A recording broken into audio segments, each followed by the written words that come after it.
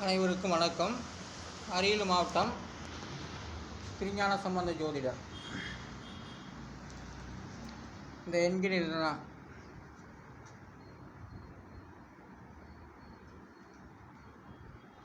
அதாவது இந்த எண்கிணரை பற்றி நம்ம சாதாரண முறையில் சொல்ல நினைக்க முடியாது. இது பெரிய அளவுக்கு இந்த எண்கிணரம் அமைந்துள்ளது. காடு சுமக்கும் கரும்பை போல இந்த ஏடு சுமக்கிறது. இந்த என்கிணத்தை காடு சுமக்கும் கரும்பு போல இந்த ஏடு சுமக்கிறது இந்த என்கிணத்தை. அதனால் 240 எழுத்துக்கும் இந்த தமிழ் என்கிற ஜோதிடம் சொல்லப்படுகிறது. அனைத்து வார்த்தைகளுக்குமே இந்த எண்கிணரம் மிக துல்லியமாக அதில் ராசி, நட்சத்திரம், கிரகம், பஞ்சபூதம் அனைத்தையுமே அவை அனைத்திற்கும் பலன் கொடுக்கப்பட்டு வருகிறது. நாடு நாடு என்றால் என்ன அப்படிங்கிறது. நாடுக்கு 2 எழுத்து 6 7 கூட்டினாக்கா 13. அதோடைய விதி என்கிறது 4. நாடுன்னா ஒரு சில நாடு விஞ்ஞானத்தை முன்னுக்கு வருவது, அது ஒரு விதம். இன்னும் ஒரு விதம் விவசாயத்தெல்லாம் முன்னுக்கு வருவது, அது ஒரு விதம். சில நாடுகள் தயாரிப்பு மூலமாக முன்னுக்கு வரும், அது ஒரு விதம். இப்படி பல்வேறு விதமாக நாடுகள் முன்னுக்கு வந்தால் தான். முன்னுக்கு வரக்கூடிய நாட்டுக்கு பேர் தான் நாடுன்னு பேர். முன்னுக்கு வராத நாட்டுக்கு பேர் நாடு இல்லை, அது காடு. நாடு என்றால் முன்னுக்கு வந்தவங்க தான் நாடு. அதுபோல் இந்த எண்கிணரம் காடு சுமக்கும் கரும்பு போல் இந்த எண்கிணரம் ஏடு சுமக்கும் எண்கிணரம் என்று சொல்லப்படுகிறது. காடு சுமக்கும் கரும்பு போல் ஏடு சுமக்கும் தமிழ் எண்கிணர ஜோதிடம். ஆனால் இந்த தமிழ் எண்கிணரம் ஒரு பக்கத்திலே 240 எழுத்துக்களும் அந்தந்த எழுத்திலேயே எண்கிணரம் கொடுக்கப்பட்டது. இதுதான் தமிழகத்தில் இது ஒரு முதல் முறை நான் உருவாக்கப்பட்ட எண்கிணரம். அதான் நாடு என்பது இதுதான். ஜோதிடத்தில் முன்னுக்கு வந்ததும் நம்ம தமிழ்நாடு, இந்திய நாடு, பல்வேறு விதத்தில் நம்மளுடைய தமிழ்நாடும் இந்திய நாடும் வளர்ச்சிக்கு வருகிறது. வெற்றி பெற்று வருவதும் அது ஒரு நாடு தான். ஆனால் இந்த எண்கிணரத்தை பற்றி நான் விரிவாகவே சொல்லி கொண்டு இருக்கின்றேன். நாடு அதோடைய எண்கிணரம் 4. நாடு என்பது கரெக்டாகவே 4 தான். அதனுடைய எண்கிணரம் விதியின் 4. அவை அஞ்சாமை எதையும் துணிந்து செய்ய வேண்டும். அதுக்கு பேர் தான் அவை அஞ்சாமை. அவை அஞ்சாமைக்கு 1 9 1 1 1 5 இதெல்லாம் கூட்டினாக்கா 18. அதோடைய விதி என்கிறது 9. அதான் அவை அஞ்சாமல் நிற்கிறது தான் அந்த 9வது என்கிறது. எதுக்கும் மனம் தளராமல் வழிகாட்டுவது தான் 9வது எண்கிணரம். அதோடைய விதி என்கிறது 9. அது குருவோடைய வீடு. அடுத்தது குறிப்பறிதலுக்கு 7 எழுத்துக்கள் 3 9 6 9 7 1 இதெல்லாம் கூட்டினாக்கா 35 வருகிறது. அதோடைய விதி என்கிறது 8. குறிப்பறிதல் அது சாதாரண இடம் இல்லை, அது ஆயுசு.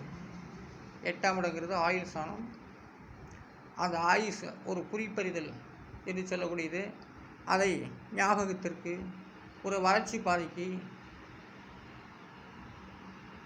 ஒன்று படிக்கிறது, ஞாபகத்துக்கு, ஒரு குடி உயர்வதற்கு, அதெல்லாம் குறிப்பறிதல் 35. அதோடைய விதி என்கிறது 8. குறிப்பறிதல்னால் சாதாரண விஷயம் இல்லை. அறிதல் குறிப்பறிதல், அறிதல் குறிப்பறிதல். அதோடைய விதி என்கிறது 8. மடிப்பிச்சைக்கு என்கிறது 1 6 6 1 9 7 அதெல்லாம் கூட்டாக்கா 30. அது விதி என்கிறது 3. மடிப்பிச்சைன்னா அது எத்தனையோ வகை இருக்குது. ஏன்னா தாய் பிள்ளைகளுக்காக வேண்டி தாய் தெய்வத்திட்டு பிச்சை வாங்குறதும் உண்டு. கனவுகளும் தாயாக நின்று பிள்ளைகளுக்காக, வாரிசுகளாக, ஜென்மத்துக்காக, பாவதோஷம் நீங்குவதற்காகவும் மடிபிச்சை தாய் கனவுகளில் தெய்வத்திடம் சென்று மடிபிச்சை கேட்கும். அதனுடைய எண்களில் விதி எண் 3. ஓட்டு பிச்சை. ஓட்டு பிச்சைக்கு எண்களிடம் 6, 2, 7, 6, 1, 9, 7 இதெல்லாம் கூட்டாக 38. அதனுடைய விதி என்கிறது 2. பாருங்கள், கல்யாணம், திருமணம். கல்யாணம் அதோடைய எண்களிடம் 1, 1, 9, 6, 7 இதெல்லாம் கூட்டாக 24. அதோடைய விதி என்கிறது 6. கல்யாணம் கல்யாணம் போச்சு, மறைஞ்சு போச்சு. இப்போ எல்லாம் திருமணம் தான் செய்கிறாங்க.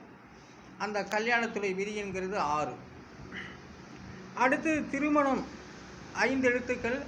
அந்த 5 எழுத்துக்கு உண்டான எண்களிடம் 8, 5, 1, 6, 7 இதெல்லாம் கூட்டாக்க 27. அது விதிங்கிறது 9. ஒன்று மறையணும், மறைஞ்சு போகணும் அப்படின்னாக்கா ஒன்று முழுமையான சப்போர்ட்டுகள் இருந்தால் தான். இப்போ திருமணத்துக்கு தான் முழுமையான சப்போர்ட்டுகள் இருக்குது, கல்யாணத்துக்கு சப்போர்ட் இல்லை.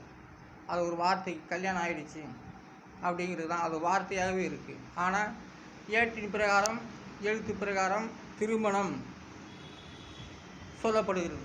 அந்த திருமணத்துக்கு 27 கூட்டினாக்கா அதோடய விதி என்கிறது 9. அது 9 நவக்கிரகத்தையும் குறிக்கும்படி திருமணம் வருகிறது.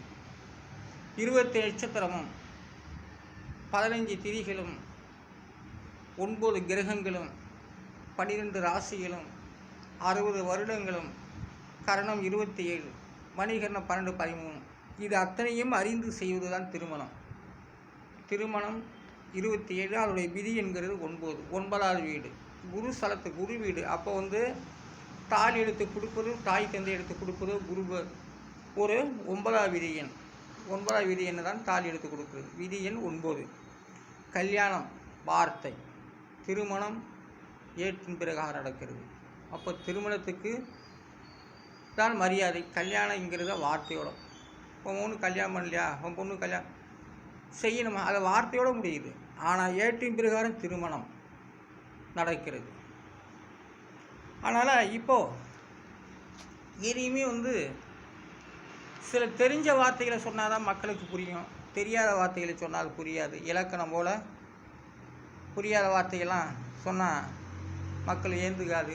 ஆனால் இருந்தாலும் படைப்புக்கு 4 எழுத்து 9, 9, 6, 2 இதெல்லாம் கூட்டாக்க 27. அதோடய விதி என்கிறது 9. படைப்புங்கிறது தானாகவே உருவாகும், அதுக்கு பேர் படைப்பு. பாருங்கள், படையப்பாவுக்கு எண்கிறது 9, 9, 2, 6, 7 இதெல்லாம் கூட்டினாக்க 33. அதன் விதி என்கிறது 6. படைப்பை போயிட்டு படையப்பா அப்படிங்கிற மாதிரி தான். படையப்பாங்கிறது யார்கிட்டையும் சொல்கிறது போல். படையப்பாவோட எண்கிறது விதியின் 6. 6வது ராசியில் கன்னியில் வருகிறது. அது படையப்பா.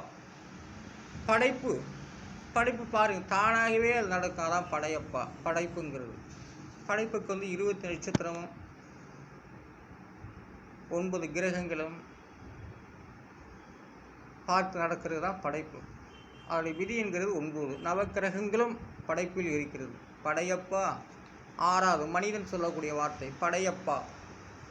படையப்பாங்கிறது 6வது எண்கணிதம். அதுதான் படையப்பாவுக்கு எண்கிறது 9, 9, 2, 6, 7 இதெல்லாம் கூட்டாக்க 33. அது விதி என்கிறது 6. இது மனிதன் சொல்லும் வார்த்தை படையப்பா. படைப்பு தானாகவே இயங்குகிறது. படையப்பா மனிதன் சொல்லும் வார்த்தைகள். வெப்பம் பாருங்கள், வெப்பத்துக்கு 4 எழுத்து 8, 6, 9, 7 இதெல்லாம் கூட்டினாக்கா 30. அது விதிங்கிறது 3. வெப்பங்கிறது சாதாரண விஷயம் இல்லை. வெயில் அடித்தா பூமி சர்ன்னு நல்லா வெயிலை வாங்கிக்கும். இரவு நேரம் வந்தால் வெப்பத்தை மேலேற்றும். அப்போ தான் நம்ம உடம்புல அப்படியே கிணத்து எப்படியே ஊற்று தண்ணி ஊறுவது போல் உடம்பு ஊறிக்கொண்டே இருக்கும். சிலர்கள் நெஞ்சிலே ஊறிக்கிட்டு இருக்கும். சிலர்கள் நெருப்பில் நிற்கிறவனுக்கு நெத்திலே இருக்கும், வேத்து குட்டும். அதான் வெப்பம். வெப்பங்கிறது 3வது எண்கணிதத்தில் வருகிறது. பாருங்கள், ஜூன் மாதம் 3ஆம் தேதி வெப்பம். அந்த வெப்பம் அது எப்படி உருவாகுங்கிறது ஜூன் மாதம் 3ஆம் தேதி 12ஆம் தேதி வாக்கில் எப்போதுமே அந்த வெப்பத்துக்கு முழு பவர் உண்டு. வெப்பங்கிறது சாதாரண விஷயம் இல்லை. வெயில் அடித்தா பூமி பகல் ஃபுல்லாக 12 மணி நேரம் 30 நாழிகை 6 காலம். ஒரு காலம் என்பது 6 நாழிகை 10 நாள். அப்போது 6 நாழிகை 5 30 நாழிகை பகல் 12 மணி நேரம். அந்த வெப்பம் வெயில் படப்பட பூமி வாங்கிக்கொள்ளும். இரவு வானா அந்த வெப்பம் தானாக என்னமோ நம்ம சுடு தண்ணி சமைக்க பாத்திரம் சுடு தண்ணி போட்டாக்கா அதை மூடி எடுத்துட்டாக்கா எப்படி ஆவி வருதோ அதுபோல் வெப்பம் ஆவியாக வருது. நமக்கு கண்ணுக்கு தெரியாது. வெப்பம் அவங்கவுங்க எல்லா உடம்புகளையும் புகுந்து வெப்பம் அப்படியே நீராகவே கொட்டும். அதான் வெப்பம். அது வெப்பத்தில் பாதி தேதி வைகாசி 30 வரலையுமே வெப்பம் இருக்குதான். ஆனால் அதோட எண்களில் 3வது விதியின் அந்த வெப்பம் என்பது சித்திரை வைகாசியில் தான் வரும். ஆனால் அது பருவ காலத்துக்கு தகுந்த மாதிரி தான் எண்களிலும் சொல்ல வேண்டும். ஆனால் விதியின் 3 ஜூன் 3ஆம் தேதி அந்த வெப்பத்தால் சரிவு கூட பிடிக்கும், துணிமணம் கூட பிடிக்கும் என்ற வார்த்தைக்கு வெப்பம் 3வது விதியின் வைகாசி 30 தேதி வரையுமே ஜூன் 3ஆம் தேதி 12ஆம் தேதி வரைவே வெப்பம் அதிகரிக்கும். மழையை உண்டாக்கலாம், மழை வேணான்னு சொல்லலாம். அந்த அளவுக்குலாம் அந்த எண்கிணம் உண்டு. எதையுமே படைக்கலாம், எதையுமே உருவாக்கலாம், எதையுமே அழிக்கலாம் இந்த எண்கிணத்தினால். அதனால் நான் வார்த்தை அடிப்படையில் இந்த எண்கிணத்தை சொல்லப்பட்டு வருகிறேன். நான் அரியலூர் மாவட்டம் திருஞான சம்பந்த ஜோதிடர், தமிழ் எண்கணித வள்ளுவர். நன்றி, வணக்கம்.